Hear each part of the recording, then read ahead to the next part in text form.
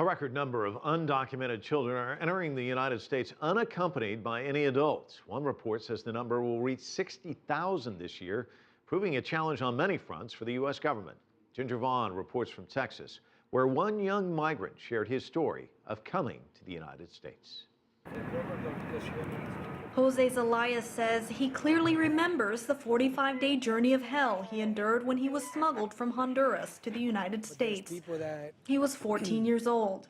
Coming to the United States, many times people think that you're just trying to achieve a dream, you're just trying to come for an education, but many times the dream becomes a nightmare whenever you're physically abused or whenever you're physically hurt or physically kidnapped.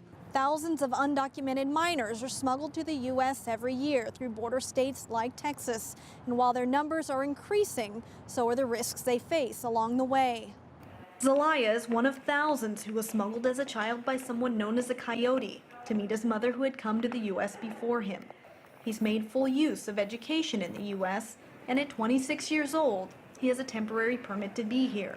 He's fluent in English, and he received a full scholarship for college, graduate school, and will soon pursue his PhD at Texas A&M.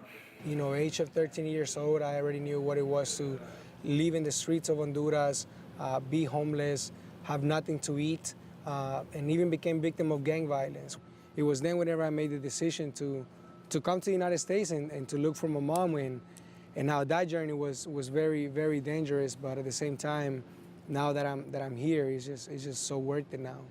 The U.S. Conference of Catholic Bishops says about 60,000 unaccompanied minors from Central America will cross the southwest border into the U.S. this year.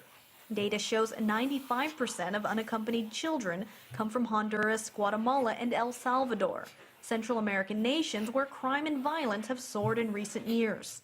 Immigration expert and author of The Shadow Catcher, which describes his 30 years dealing with U.S. border issues, Hipólito Acosta says unaccompanied minors often face trauma after very dangerous journeys alone.